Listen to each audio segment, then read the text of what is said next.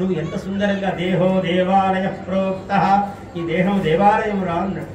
ఇంత గొప్పగా చెప్పే సంస్కృతి భూమండలంలో ఇంకొకటి లేదు. నువ్వు పాపివి, నువ్వు అట్లాంటి వాడివి, ఇట్లాంటి వాడివి అని చెప్పేదానికి తెల్లవతే తయారవుతారు.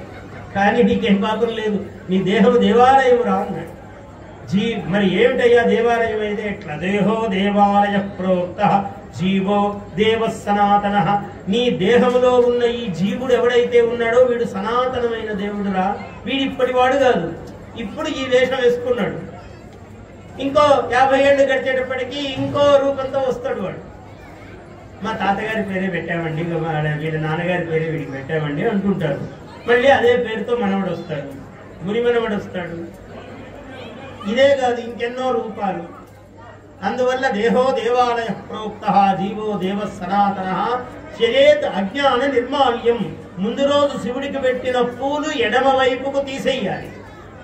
ఉత్తరతః నిర్మాల్యం విసృజ్య అన్నారు పూజలో. ఉత్తరతః ఉత్తర భాగం అంటే ఎడమ ఉత్తరం వైపుకు తీసేయాలి నిర్మాల్యం ఎప్పుడూ కూడా.